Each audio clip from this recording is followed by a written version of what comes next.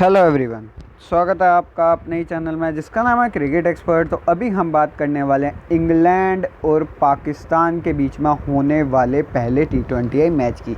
यहाँ पर अगर मैं बात करूँ इंग्लैंड और पाकिस्तान अपना पहला कह रहा हूँ दूसरे T20 मैच की। यहाँ पर पहला T20 मैच खेल चुके हैं। पहला T20 मैच हो गया था वॉश आउट। जैसे मैंने आपको बताया था कि रेन के चांसेस थे वहाँ पर। जैसे मैंने आपको वहाँ पर भी बताया था कि भैया जॉनी बेस्टो नहीं चलेगा, वो नहीं चला। जॉनी बेस्टो को रखने का एक ही कारण है, वो मैं अभी आपको बताऊंगा क्या कारण है क्या नहीं है, क्यों इस मैच में जॉनी बेस्टो हम रख रहे हैं। और यहाँ पर दूसरी चीज़ मैं आपको ये बताऊंगा कौन से प्लेयर हमारे पास बढ़िया हैं कौन से नहीं, पिछले मुकाबले में क्या रही थी पिच। और ये मतलब पहली बात तो ये सेम पिच यूज़ होने वाली है, तो पिच कोई भी चेंज नहीं है। तो ये देखो थोड़े से मतलब 17 ओवर तो हमें देखने को मिले ही थे करीब करीब, तो 17 ओवर हो चुके हैं इस पिच के ऊपर। तो 17 ओवर पुरानी पिच ये मान के चलो आप। वैसे तो अगर आप देखोगे तो T20 के हिसाब से तो बिल्कुल नहीं है, 17 ओवर कुछ भी नहीं होते, पर थोड़ा सा इफेक्ट तो पड़ता है। स्पिनर्स को जैसे पहले इतनी मदद मिल रही थी और थोड़ी सी ज़्यादा मिलेगी। और यहाँ पर अगर मैं बात करूँ तो फास्ट बॉलर्स के लिए भी स्विंग देखो स्टार्टिंग में होने वाली है आज, क्योंकि एक तो पहली बात रेन के बहुत कम चांसेस हैं, बहुत ही ज़्यादा कम, मतलब 20% चांसेस हैं। और 20% चांसेस मुझे नहीं लगता कि यहाँ पर रेन होगी, पर कुछ कह नहीं सकते। जहाँ पर भी मैंने यही देखा है यही पढ़ा है, और कि रेन का कुछ कह नहीं सकते हैं, एकदम से भी आ सकती है। वैसे गूगल प्रिडिक्शन की अगर मैं बात करूं, गूगल वेदर से अगर जो मैंने देखा है उसमें पूरे दिन ही रेन के चांसेस नहीं हैं, थोड़े बहुत बीच में हैं, पर वो शायद इतना लेंथ मतलब इतना नहीं बिगाड़ेगी अपने मैच को। यहाँ पर अभी हम पूरी की पूरी डिटेल डिस्कस कर लेते हैं। दूसरा मैच है टूर्नामेंट का, 3 T20 खेले जाएंगे। पहला रहा मतलब पहला जीती रेन, फिर अब दूसरा देखते हैं भैया दूसरा कौन जीतता है, फिर तीसरे की बात बाद में करेंगे। यहाँ पर old Trafford same ground same pitch पर मैच होने वाला है। 2:15 लोकल टाइमिंग और 6:45 इंडियन टाइमिंग के हिसाब से हमें मैच लाइव देखने को मिलेगा। ये अटपटा सा टाइमिंग ना कुछ समझ ही नहीं आता यार, 2:15 क्या होता है, 2 बजे करवा लो या तो 2:30 करवा लो, 2:15 को करवाते हैं, पता नहीं क्या हिसाब किताब है इनका। प्रीव्यू की अगर मैं बात करूँ तो 3 ODI मैचेस और 3 टी टेस्ट, फिर उसका 3 T20 हमें देखने को मिलेंगे। अब एक तो हो चुका है जो रेन जीत चुकी है, उसमें मैंने आपको बताया करीब करीब 17 ओवर 16.1, वही है वाइड भी जो हुई थी उसको मिला के आप 17 ही मानो, तो 17 ओवर तक कंप्लीट हो चुका था मैच। उसके बाद आ गई रेन। यहाँ पर अगर मैं बात करूँ 131 रन, और बिल्कुल कंफर्टेबल नहीं थे इंग्लैंड के बैट्समैन यहाँ पर बिल्कुल भी कंफर्टेबल नहीं थे। टॉम बेंटम शाहीन शाह अफरीदी की बॉल पर कैच छूटा था टॉम बेंटम का, जो पहला कैच छूटा था उसके बाद इसने ज़्यादा रन बनाए हैं। ये आप देखो जब पहला कैच छूटा था ना तब ये कोई 5-6 रन पे था शायद, और वो मैंने स्क्रीनशॉट भी डाला था कि भैया देखो कैच छूट गया है बहुत, मतलब क्योंकि मैंने टॉम बेंटम रखा नहीं था, सारी टीम में नहीं रखा हुआ था, कुछ टीमों में रखा हुआ था, कुछ में नहीं रखा हुआ था। अभी भी मैं ग्रैंड लीग में लेकर जाने वाला हूँ, अगर स्मॉल लीग में लेकर भी जाऊँगा ना तो इसे कैप्टन नहीं बनाऊँगा, क्योंकि आप देखो स्टार्टिंग में इसे एक मिला था जीवन दान, और वही वाली बात है, किस्मत वाली बात है यार, फिर तो लक आ जाता है। जैसे अब ये जो जीवन दान मिला उसके बाद लक है कि भैया अगर ये चल गया तो ठीक, नहीं चला तो वही वाली बात है कि हमारी टीम भी बेकार। तो कुछ लक तो आपको फैंटेसी में चाहिए ही चाहिए, इतना तो आपके पास होना ही चाहिए, मतलब वही वाली बात होती है। अब यहाँ पर अगर मैं बात करूँ, पहला 50 इसने हमारी अपनी youngest England player to score 50 in T20 cricket, ये भी आपको जो इसने रिकॉर्ड बनाया वो भी मैं आपको बता चुका हूँ। अब यहाँ पर वेदर रिपोर्ट की अगर मैं बात करूँ तो जैसे मैंने आपको बताया कोई भी चांस नहीं है रेन के, कोई भी इंटरप्शन नहीं होगी यहाँ पे रेन की। यहाँ पर अगर मैं बात करूँ बैटिंग के लिए इतनी बेस्ट कंडीशन वैसे नहीं है। अगर आप देखो स्टार्टिंग में यार स्पिनर्स के खिलाफ जॉनी बेस्टो आउट हुआ पहले, उसके बाद जो है यहाँ पर डेविड मलान और टॉम बेंटम की थोड़ी सी साझेदारी हमें देखने को मिली। उसके बाद जो है टॉम बेंटम की वजह से डेविड मलान रन आउट हुआ, वहाँ पर कॉल ही नहीं करी टॉम बेंटम ने रुकने के लिए डेविड मलान को, और पीछे ही नहीं देखा तो वो आउट हो गया था। फिर उसके बाद अगर आप देखो तो इयन मॉर्गन भी स्पिनर के खिलाफ आउट हुआ। यहाँ पर स्पिनर्स के खिलाफ ज़्यादा प्लेयर आउट हुए हैं।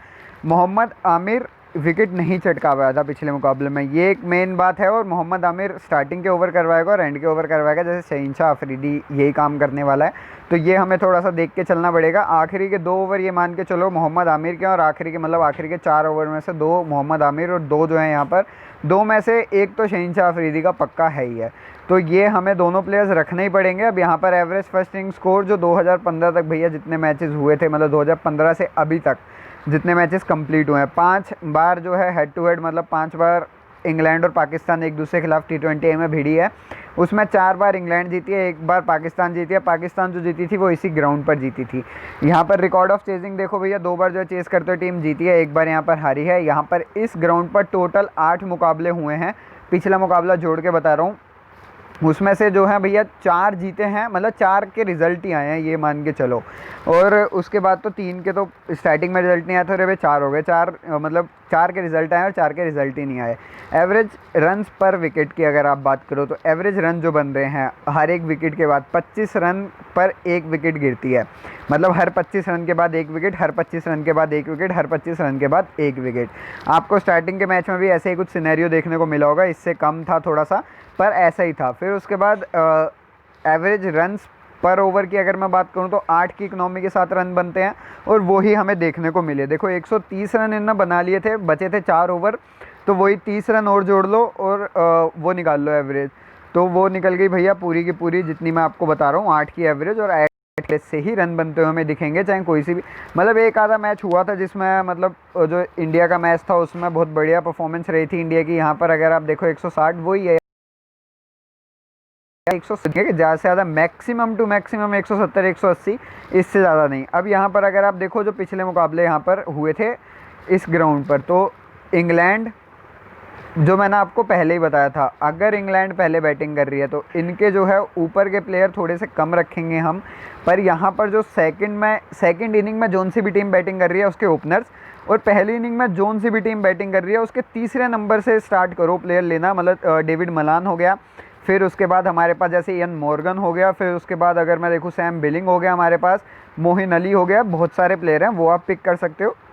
ऊपर के 2 प्लेयर को ना मतलब थोड़ा सा रुक के, मतलब बिल्कुल अगर आप देखो अच्छा एक आधा प्लेयर बचा तो चलो एक प्लेयर रख ले, तो दोनों ओपनर मत रखना, एक ही ओपनर रखना, दोनों मत रख लेना गलती से भी।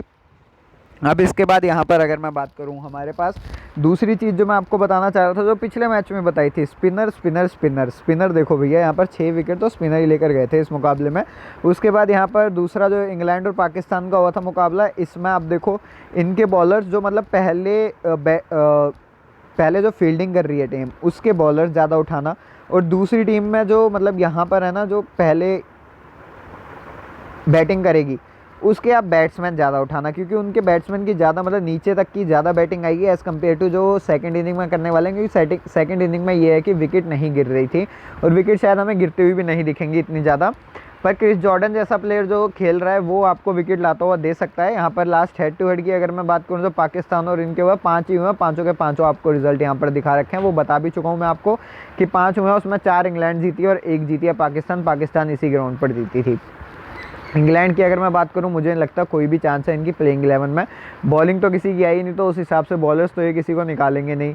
बैट्समैन में शायद हो सकता है एक आधा प्लेयर हमें चेंज होता हुआ दिखे, जो डेनली किसी की जगह आ जाए, किसी की जगह मतलब जैसे डेविड मलान की जगह तो नहीं आ सकता, शायद सैम बिलिंग की जगह आ जाए एक आधा, यही ऑप्शन है यार जो डेनली का आने का, कि सैम बिलिंग को ड्रॉप कर दिया जाए या किसी और प्लेयर को। पर मुझे नहीं लगता अभी कोई भी चांस चेंज होने वाला है।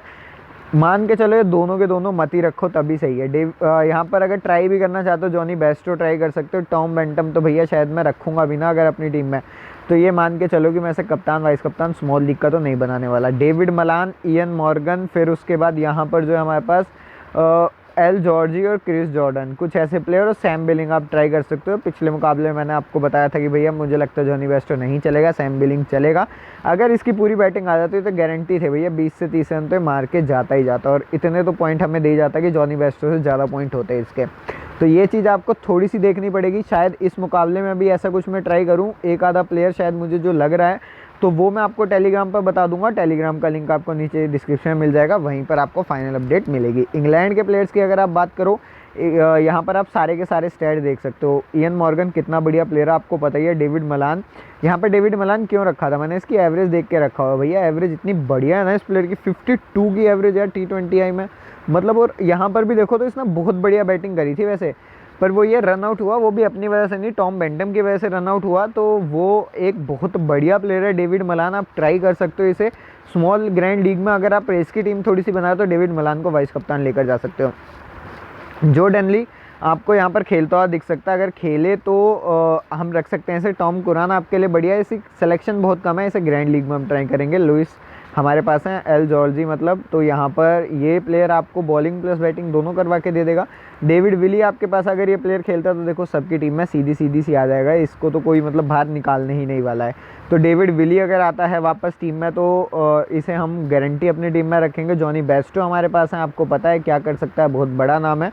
पर वही है कि क्या ये मतलब स्पिनर्स के खिलाफ तो जैसे आपने पहले मैच में देखा ना, वैसे ही अगर बाबर आजम स्टार्टिंग के 2-3 ओवर स्पिनर्स को दे देता है तो वो दोबारा से नहीं चलेगा जॉनी बेस्टो। अगर कहीं पर उसने फास्ट बॉलर लगा दिया साथ में कि मतलब चलो फास्ट बॉलर लगा देते हैं, तो वो भैया ये मान के चलो जॉनी बेस्टो आराम से सेटल हो जाएगा फिर इस पिच के ऊपर। अब और टॉम बेंटम ने जैसे आपको पता होगा पहले मैच में ये बताया था कि भैया टेनिस बॉल यहाँ पर जो है बाउंस हो रहा है, मतलब अनइवन बाउंस है, कहीं से भी कहीं पर भी जा रही है बॉल। तो और आपने देखा भी होगा विकेट के पीछे टॉम बेंटम ने 3 से 4 शॉट्स ऐसे मारे थे, चौके छक्के गए थे। तो वो चीज़ आपको देख के चलनी पड़ेगी क्योंकि अनइवन बाउंस है तो कहीं पर भी प्लेयर खेल सकता है, इसीलिए स्टार्टिंग में स्पिनर्स को हैंडल नहीं कर पाया जॉनी बेस्टो। और स्टार्टिंग में मतलब स्पिनर मतलब जब बैट्समैन आ रहे हैं स्टार्टिंग में तो स्पिनर्स का बाउंस नहीं देख पा रहे हैं, तो उस हिसाब से मोहम्मद हफीज़ को भी बॉलिंग मिल सकती है, ये भी देख के चलना। यहाँ पर अगर मैं बात करूँ आदिल रशीद हमारे पास हैं, शकीब महमूद आपके पास हैं, क्रिस जॉर्डन आपको स्टार्टिंग में भी बॉलिंग करवा के देगा और एंड में भी, तो एक डेथ बॉलर प्लस आपको ऑलराउंडिंग ऑप्शन भी दे सकता है। क्योंकि अगर जैसे कल पिछले मैच में ही आया, तो पिछले मैच में कहाँ पर आया था आपको पता है, 4 ओवर बचे हुए थे उसके बाद, तो 4 ओवर में आपको पता है भैया आखिरी के 4 ओवर होते ही बैट्समैन के लिए, और वहाँ पर ये ऑलराउंडिंग ऑप्शन भी हमें बन के दे सकता था। यहाँ पर इमाद वसीम की अगर मैं बात करूँ 2 विकेट इसने चटकाई, शदाब खान ने 2 विकेट चटकाई। इफ्तिकार अहमद एक ऐसा प्लेयर है जो आपको बॉलिंग भी करवा के दे सकता है, बैटिंग भी। बॉलिंग में ये एक आधा ओवर ही करवाएगा, ज़्यादा से ज़्यादा 2 करवा देगा, इससे ज़्यादा नहीं। इनके पास बॉलिंग ऑप्शन अब बहुत हैं, स्पिनर के बॉलिंग ऑप्शन मैं आपको बताऊंगा जब टीम बनाऊंगा कितने बॉलिंग ऑप्शन इनके पास हैं पाकिस्तान के पास।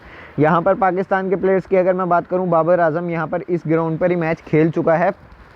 फ़खर जमान आपके पास है, इसको बहुत कम प्लेयर ने सेलेक्ट कर रखा है, ग्रैंड लीग में आप ट्राई कर सकते हो, क्योंकि अगर ये फॉर्म में आ गया तो ये आपको बहुत बढ़िया परफॉर्म करके था। जिम्बाब्वे के खिलाफ इसने डबल सेंचुरी भी मारी थी, उसके बाद वो ओडीआई में मारी थी, मतलब T20 में नहीं। फिर उसके बाद कुशल शाह आपके पास है, खुशदिल शाह। यहाँ पर हैदर अली के स्टैट्स, मतलब स्टैट्स आपको दिखा रहा हूँ मैं सारे के सारे, देखना चाहो तो देख सकते हैं। यहाँ पर इफ्तिकार अहमद आपके पास एक बढ़िया प्लेयर जो आपको बॉलिंग प्लस बैटिंग दोनों करवा के दे सकता है। मोहम्मद हफीज़ आपको एक ऐसा प्लेयर जो बॉलिंग प्लस बैटिंग करवा के दे सकता है। अगर स्पिनर्स ने थोड़ा सा और बढ़िया परफॉर्म कर दिया तो मोहम्मद हफीज़ आपको एक आधा ओवर करवाता हुआ दिख जाएगा। शदाब खान आपके पास है, इमाद वसीम, दोनों प्लेयर आपको पता है क्या करके गए हैं। मोहम्मद रिजवान आपके पास एक बहुत तगड़ी चॉइस रहेगा ग्रैंड लीग में। फिर उसके बाद एचरॉफ, मुझे नहीं लगता है मैच में एचरॉफ खेलने वाला है, इसकी जगह वहाब रियाज खेल सकता है। और वहाब रियाज के ऊपर इस प्लेयर को खिलाया गया था, तो ये सोचो कि मतलब हो सकता है खेले। हरीश रऊफ की परफॉर्मेंस इतनी बढ़िया नहीं रही थी। उसके बाद नसीम शाह हमारे पास हैं, उसके बाद यहाँ पर शहीन शाह अफरीदी है, मोहम्मद आमिर है, वहाब विराज है। इन तीनों प्लेयर्स की परफॉर्मेंस वैसे अगर आप देखो, वहाब विराज अगर खेल जाता तो ये तीनों के तीनों होने चाहिए वैसे अपनी टीम में, और वहाब विराज तो पक्का होना चाहिए। मोहम्मद आमिर को अगर आप स्मॉल ग्रैंड लीग में ट्राई करना चाहो फिर वहाँ पर कर सकते हो। तो अभी जो हम पूरी की पूरी डिटेल डिस्कस कर चुके हैं, अभी जो हम टीम की बात डिस्कस कर लेते हैं। टीम की बात डिस्कस करने से पहले जिन भाई ने अभी तक टेलीग्राम चैनल ज्वाइन नहीं करा वो टेलीग्राम चैनल ज्वाइन कर लो। जिन भाई ने अभी तक वीडियो लाइक नहीं करी है, चैनल सब्सक्राइब नहीं करा, दोनों काम कर लो, क्योंकि ऐसी वीडियोस और भी आती रहेंगी आपके लिए इस चैनल पर।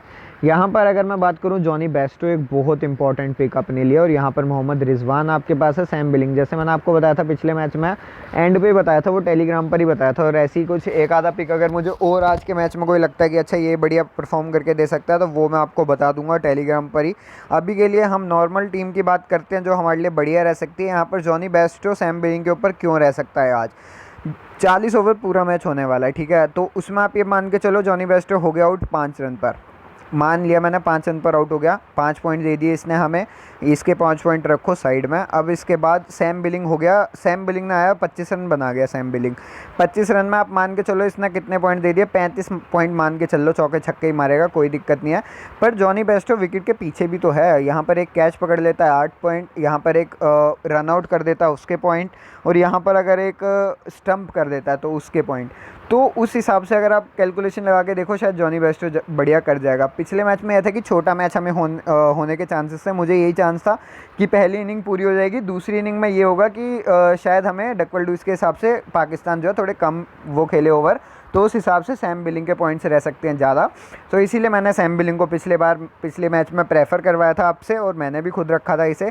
पर आज के मैच में अभी के लिए जॉनी बेस्टो। अभी मैं इसके ऊपर और रिसर्च करूँगा कि भैया क्या है क्या नहीं है, क्या हम सैम बिलिंग को और दे सकते हैं तवज्जो, या नहीं तो मोहम्मद रिजवान को दे सकते हैं, या क्या पता दोनों ही ना चले और मोहम्मद रिजवान हमारे लिए यहाँ पर एक गेम चेंजर की तरह आ जाए। तो वो भी मैं आपको मतलब टेलीग्राम पर थोड़ा सा जो मुझे आखिरी पॉइंट पे पता लगेगा वो मैं आपको वहाँ पर बता दूंगा। अभी के लिए जॉनी बेस्टो हमारे लिए स्मॉल लीग में, सैम बिलिंग हमारे लिए स्मॉल ग्रैंड लीग और ग्रैंड लीग में, और मोहम्मद रिजवान हमारे लिए स्मॉल ग्रैंड लीग और ग्रैंड लीग में। सरफराज अहमद खेलेगा नहीं तो इसके ऊपर बात करने की जरूरत नहीं है। बाबर आजम आपके पास एक बहुत बढ़िया प्लेयर, अपने T20I का बेस्ट प्लेयर यहाँ पर पाकिस्तान में, और विराट कोहली पाकिस्तान का, सीधी सी बात। इयन मॉर्गन बहुत बड़ा भैया, मतलब बहुत बढ़िया प्लेयर है यार। ये एक आधे मैच में नहीं चला तो इसका ये मतलब नहीं है कि नहीं चलेगा। और यहाँ पर मैंने वही वाली बात है, आप एक मैच के ऊपर ये नहीं बोल सकते हो कि इंग्लैंड की टीम स्पिनर के खिलाफ नहीं टिक सकती है। ये वाला हिसाब नहीं है एक स्पिनर के ऊपर। फिर उसके बाद यहाँ पर अगर मैं बात करूँ, टॉम बेंटन आपके पास है। टॉम बेंटन ने पिछले मैच में बताया कि ये बढ़िया प्लेयर है, पर वही वाली बात है, कैच छूटा उसके बाद बताया, उससे पहले बताता तब वाली बात थी। डेविड मलान एक ऐसा प्लेयर है यार, मतलब मुझे तो लगता है डेविड मलान को टॉम बेंटन के ऊपर सेलेक्ट करना चाहिए। टॉम बेंटन को लोग सेलेक्ट कर रहे हैं, आप ट्राई कर सकते हो, मतलब इसके पॉइंट और वो इसकी पिछले मैच में जो परफॉर्मेंस रही उसको देख के मन तो मेरा भी है, पर मैं अभी अपने मन को पता नहीं क्यों मेरा मन कर रहा है कि नहीं रखूँ आज इसे यहाँ पर स्मॉल लीग में, तो एटलीस्ट ना ही रखूँ। अभी के लिए कुछ नहीं कह सकता मैं। उसके बाद यहाँ पर मोहम्मद हफीज़ आपके पास है, बॉलिंग करवा के दे सकता है। यहाँ पर क्यों बॉलिंग करवा देगा, अगर स्पिनर्स के बहुत ज़्यादा बढ़िया परफॉर्मेंस रही यहाँ पर, अगर आप देखो तो मोहम्मद हफीज़ आपको एक आधा ओवर करवा सकता है, पर बहुत कम चांसेस हैं, क्योंकि इफ्तिकार अहमद जैसे इसने बॉलिंग करवाई पिछले मुकाबले में, तो बहुत ज़्यादा चांसेस हैं कि शायद यही बॉलिंग करवाएगा। तो यहाँ पर बाबर आजम आपके लिए एक बहुत बढ़िया पिक रहेगा। यहाँ पर फिर इयन मॉर्गन, उसके बाद डेविड मलान, उसके बाद यहाँ पर अगर आप देखो इफ्तिकार अहमद आप डिफरेंशियल पिक आपके लिए एक रहने वाली है, और यहाँ पर मोहम्मद हफीज़ भी आपके लिए डिफरेंशियल पिक, और यहाँ पर टॉम बेंटम आपके लिए जो है एक डिफरेंशियल पिक। अगर आप चाहो तो डेविड मलान की जगह भी रख सकते हो अगर आप चाहो। अच्छा, मैं टॉम बेंटन को भी लेकर जा सकता हूँ, मुझे कोई भी दिक्कत नहीं। हाँ, समझ आ गया मैं अब टॉम बेंटन को कैसे लेकर जाऊँगा। उसके बाद यहाँ पर अगर मैं बात करूँ, फ़खर जमान हमारे पास है। फ़खर जमान भी आपके पास एक ऑप्शन रहेगा, ग्रैंड लीग में आप इसे ट्राई कर सकते हो। नीचे आपके पास कोई भी प्लेयर नहीं खेलेगा, अगर जो डनली खेलता तो इसके ऊपर हम थोड़ा ध्यान दे सकते हैं। इमाद वसीम हमारे पास है, शादाब खान, दोनों प्लेयर आपकी टीम में होने चाहिए। मोहम्मद मोइन अली मुझे नहीं लगता बढ़िया परफॉर्म कर पाएगा। आपने ओडीआई में भी देखा, जो आयरलैंड के खिलाफ ओडीआई होते इस पिच पर भी हुए थे, तो आपने वो भी देखा यार, ज़्यादा बढ़िया परफॉर्म नहीं कर पाया है मोइन अली। तो ये आपके ऊपर है, आप मोइन अली लेकर जाना चाहते हो या नहीं लेकर जाना चाहते हो। मैं मोइन अली की जगह टॉम बेंटम को प्रेफर करूँगा, या नहीं तो कोई नीचे का प्लेयर जैसे एल जॉर्जी हो गया, शोएब मलिक हो गया। शोएब मलिक आपको ऊपर आता हुआ दिख जाएगा, और अगर पाकिस्तान कहीं पहले बैटिंग कर जाती है तो शोएब मलिक ज़रूर रखना अपनी टीम में। अगर पाकिस्तान दूसरे में मतलब सेकंड इनिंग में बैटिंग करती है तो तब इसे आप छोड़ सकते हो, पर एकदम से मतलब बिल्कुल ही मत निकाल देना किसी टीम में से, मतलब हर एक टीम में से मत निकाल देना, किसी टीम में तो ज़रूर रखना इसे। अब यहाँ पर क्रिस जॉर्डन हमारे पास स्टार्टिंग में बॉलिंग करवाएगा और एंड में बॉलिंग करवाएगा। आदिल रशीद आपके लिए बहुत बढ़िया है, और आदिल रशीद के पीछे पाकिस्तान के प्लेयर्स भागेंगे, और वही वाली बात है, जब किसी प्लेयर के पीछे कोई प्लेयर भागता है ना, तो ये मान के चलो आदिल रशीद आपको 1 से 2 विकेट ला के दे सकता है। मोहम्मद आमिर स्टार्टिंग में बॉलिंग करवाई, एंड में बॉलिंग करवाएगा, और करवा ही रहा था वैसे। फिर उसके बाद 17वां ओवर इसे दिया था बाबर आजम ने। फिर उसके बाद शहनशाह अफरीदी, बैड लग रहा है इसका, टॉम बेंटम की विकेट इसी के नाम पे होती नहीं। तो फिर उसके बाद टॉम कुरान आपके पास है, एक प्लेयर जो आप ट्राई कर सकते हो स्मॉल ग्रैंड लीग में और ग्रैंड लीग में। एस मोहम्मद के साथ भी आप जा सकते हो, बढ़िया परफॉर्म आपको करके दे सकता है। यहाँ पर अब एक प्लेयर है, एक प्लेयर आपके ऊपर है, अब या तो मोइन अली या नहीं तो टॉम बेंटम। टॉम बेंटम लेकर जाना चाहो लेकर जा सकते हो यार। मैं आपको अगर मैं बोल दूंगा ना मोइन अली नहीं लेकर जाना, पर वो ये स्पिनिंग ऑप्शन। तो टॉस के बाद टीम क्या बनती है वो इम्पॉर्टेंट है। अगर वो जैसे मैंने आपको जो समझाया है वो आपको चीज़ समझने वाली बात है। अभी के लिए तो मैं यही लेकर जा रहा हूँ। कप्तान की अगर मैं बात करूँ तो कप्तान बाबर आजम और वाइस कप्तान यहाँ पर डेविड मलान। बहुत मतलब अलग सी कप्तान वाइस कप्तान की चॉइस है मेरी है। आपको क्या लेकर जानी है, आप बाबर आजम भी लेकर जा सकते हो, जॉनी बेस्टो भी लेकर जा सकते हो। यहाँ पर पहली टीम की अगर मैं बात करूँ, Jonny Bairstow as a captain रखे हैं, Babar Azam as a vice कप्तान, Mohammad Hafeez, Eoin Morgan, Tom Banton, फिर उसके बाद इमाद वसीम, फिर उसके बाद शादाब खान, मोइन अली, और फिर उसके बाद मोहम्मद आमिर है, शहनशाह अफरीदी हैं, और उसके बाद आदिल रशीद। पूरी की पूरी टीम हमें जो है यहाँ पर स्मॉल ग्रैंड लीग और small league head to head में भी आप ट्राई कर सकते हो, पर स्मॉल ग्रैंड लीग में भी ट्राई कर सकते हो इन दोनों प्लेयर की वजह से। पर अगर आप चाहो, जैसे मैंने कि जॉर्डन नहीं रखा है यहाँ पर, तो यहाँ पर अगर आप चाहो थोड़ी सी रिस्की हेड टू हेड है, पर safe small grand league team है। दूसरी टीम की अगर मैं बात करूँ, कप्तान जो है यहाँ पर बाबर आजम रखा है, वाइस कप्तान डेविड मलान रखा है, जॉनी बेस्टो है, इफ्तिकार अहमद है, फिर उसके बाद इयन मॉर्गन है, इमाद वसीम है, शदाब खान है, आदिल रशीद, क्रिस जॉर्डन, शहीन शाह अफरीदी, मोहम्मद आमिर। पूरी की पूरी टीम हमें बहुत बढ़िया परफॉर्म करती हुई दिखेगी स्मॉल ग्रैंड लीग में, और ग्रैंड लीग में भी ट्राई कर सकते हो इफ्तिकार अहमद की वजह से। और यहाँ पर जो है थोड़ा सा मैंने कॉम्बिनेशन थोड़ा सा बदला है, यहाँ पर जो टॉम बेंटम नहीं रखा है, बिल्कुल ही मतलब टॉम बेंटम को बाहर निकाल दिया है। तो ये वाली जो टीम है आप जो है स्मॉल ग्रैंड लीग और ग्रैंड लीग में ट्राई कर सकते हो। तीसरी टीम की अगर मैं बात करूँ, grand league favourable team, Tom Banton as a captain, Shadab Khan as a vice कप्तान, एम रिजवान, फिर उसके बाबर आजम, इफ्तिकार अहमद, डेविड मलान, फिर उसके बाद यहाँ पर जो है हमारे पास इमाद वसीम है, अल जॉर्जी हैं, फिर उसके बाद शहीन शाह अफरीदी हैं, आदिल रशीद, क्रिस जॉर्डन। पूरी की पूरी टीम हमें ग्रैंड लीग में बहुत बढ़िया परफॉर्म करती हुई दिखेगी, ग्रैंड लीग फेवरेबल टीम है। चौथी टीम तो आप ही के सामने बनाई है, अगर आप देखना चाहो प्रीव्यू इसका भी देख सकते हो। अपडेटेड टीम आपको टेलीग्राम पर मिलेगी, टेलीग्राम का लिंक आपको नीचे डिस्क्रिप्शन में मिल जाएगा। तो इस वीडियो के लिए बस इतना ही, चैनल सब्सक्राइब कर लीजिएगा, वीडियो लाइक कर दीजिएगा, बेल आइकन दबा दीजिएगा, क्योंकि ऐसी वीडियोस और भी आती रहेंगी आपके लिए इस चैनल पर।